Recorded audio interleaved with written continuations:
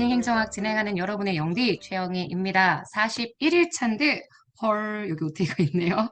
41일 차인데 41일 차 예산 회계, 재무 회계 어저께 하기는 했어요. 결산에 대한 이야기하면서 예산 회계와 재무 회계에 대한 차이점들을 아주 간략하게는 설명을 드렸는데 우리 어저께 했었던 내용들이 조금 여러분들에게 이해가 잘 안 됐으면 어떡하나 싶은 생각이 들기도 하고 이 부분은 최근에 기출에도 나왔던 내용이었기 때문에 한 번 더 보는 게 낫지 않을까라고 생각해서 준비를 했습니다. 사실 여러분들이 회계 장부 쓰는 거 굉장히 어렵게 생각하시거든요. 우리가 일반적으로 얘기하는 현금주의 쓸 때에는 단식부기가 유리하죠. 단식부기는 기장을 한쪽만 하는 거예요. 복식으로 양쪽으로 부기하지 않고 양쪽으로 현재 장부를 쓰지 않고 우리가 이야기하는 거래의 한쪽 면만 그냥 현금이 들어오면 수입, 현금이 나가면 지출 이렇게만 쓰는 예산, 그러니까 회계 처리의 방식이 있는데 원래 국가의 예산은 현금주의의 방식을 쓰는 게 맞습니다. 현금주의가 현재 방식이 들어와서 수입이 얼마나 들어왔는지 지출이 얼마나 나갔는지 이렇게 쓰는 게 맞는데 요거의 가장 최대의 약점이 뭐냐면 돈이 들어오긴 들어왔는데 그 들어온 돈이 실제 정말 내가 벌어서 들어온 돈인지 빚을 져서 들어오는 돈인지 알 수가 없죠. 현금만 보니까. 그래서 그거의 발생 원인이 무엇인지 요걸 좀 정확하게 기록을 해서 정부의 성과, 정부가 자산은 얼마나 가지고 있는지, 정부가 지금 빚은 얼마나 있는지, 부채가 얼마가 있는지, 그리고 정부가 진행한 사업의 수익은 얼마나 발생했는지, 그 사업을 위한 비용은 얼마나 들어갔는지, 이런 것들을 좀 표기하기 위한 그러한 형태의 장부가 같이 있으면 좋겠다 싶었는데, 기업들이 대부분 이런 형태의 장부를 쓴단 말이에요. 그 장부가 바로 발생주의, 복식부기에 의한 장부입니다. 발생주의로 복식부기를 쓰는 거죠.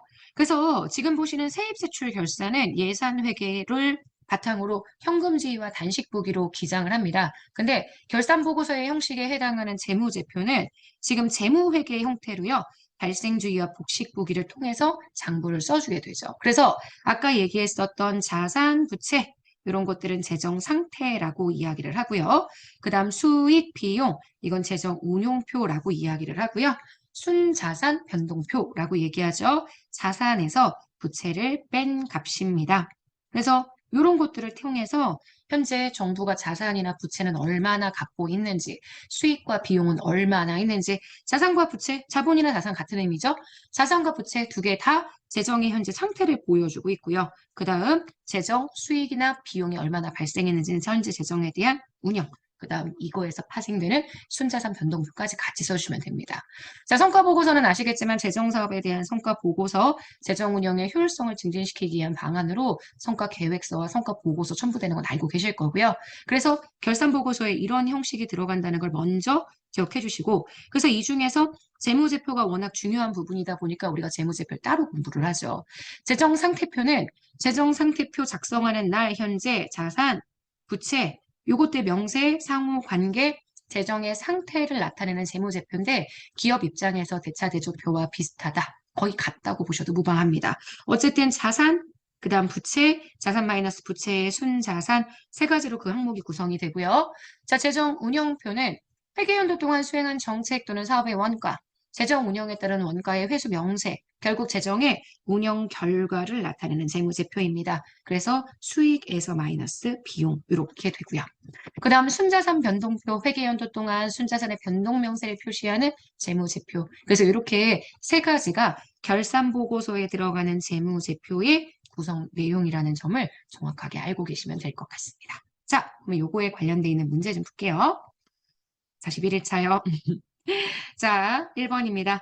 2017년 국가직 7급에 출제가 되었던 문제입니다. 이렇게 하면 보이겠죠? 자, 재무제표는 국가결산보고서에 포함됩니다. 그래서 국회에 제출하도록 하고 있고요. 국가회계법에 따르면 재무제표에는 재정상태표, 재정운영표, 순자산 변동표 세 가지로 구성이 되고요. 재정상태표는 재정상태표를 작성하는 날 현재 국가의 자산과 부채의 상태를 보여주기 때문에 맞는 선지가 됩니다. 재정상태표와 재정운영표 모두 다 발생주의 복식부기에 의한 기장을 해주고 있기 때문에 현금주의 단식부기 들어가면 말도 안 되고요. 재정상태표는 발생주의 복식부기, 재정 운용표도 마찬가지로 발생주의 복식북이 적용되고 있기 때문에 지금 보시는 4번 틀린 선지가 됩니다. 정답은 4번 되고요. 자, 2번입니다. 요게 22년 지방직 9급 작년에 출제가 되었던 문제죠. 정보 회계에 대한 설명으로 옳지 않은 것.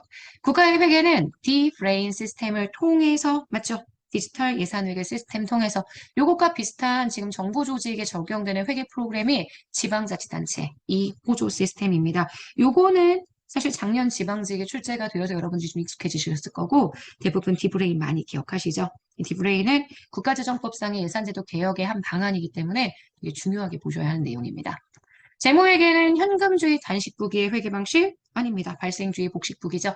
예산회계가 우리 세입수출 결산이기 때문에 요거는 현금주의 단식부기의 방식이 사용이 됩니다. 2번은 X가 되고요. 3번 발생주의에는 미수수익, 수익인데 아직 안 들어왔어요. 내가 지금 지급해야 하는 지급 비용인데 그 미지급 등도 포함이 될 수 있습니다. 미수수익도 일종의 자산, 미지급금도 일종의 부채로 표시할 수 있어요. 그래서 정부 재정의 상태를 확실하게 보여줄 수 있다. 이렇게 설명을 하는 겁니다. 3번 맞고요. 재무제표는 거래가 발생하면 차변, 대변 양쪽에 동일한 금액을 이중기입합니다.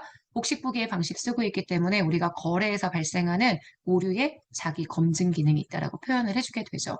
막 차변 항목에 들어가는 거 막 외우잖아, 우리. 사부, 순비수, 풀마, 마, 풀마 외우는데 진짜 이런 거 안 나오거든요. 이런 거는 정말 7급이면 모르겠지만 9급에서는 그리고 최근에는 7급에서도 이런 종류 단순 장부 쓰는 내용들은 안 나옵니다. 왜냐면 단순 장부는 정말 장부를 쓰는 사람들이 보면 되고요. 우리는 이 정부 회계의 방식을 이해하는 게 훨씬 중요하기 때문에. 그래서 지금 보시는 복식부기가 차변과 대변 양쪽에 기입하는 방식이라는 걸 기억해 주시면 됩니다. 자, 여기까지 보시면 우리 오늘 굿모닝 행정학 마무리하려고 합니다. 여러분 오늘이 토요일이더라고요. 토요일 잘 보내시고 내일도 공부하셔야 합니다. 일요일도 잘 보내시고 물론 일요일은 내일 아침에 다시 한번 제가 인사하겠지만 진짜 하루하루 엄청 여러분들이 그 흘린 땀만큼 쌤, 전 땀은 안 흘리는데요. 네, 땀을 안 흘리셔도 여러분이 아마 되게 많은 에너지를 투입하고 계실 거예요. 그 에너지만큼 분명히 좋은 결과 있을 테니까 우리 의심하지 맙시다. 딴 생각하지 마세요. 머리를 진짜 가볍게 두시고 아무 생각하지 마시고 열심히 공부해 주세요. 오늘 하루도 진짜 파이팅 해야 합니다. 오케이? 네, 오늘 하루도 정말 열심히 노력하는 여러분들 겁니다. 내일 아침에 또 만날게요. 안녕.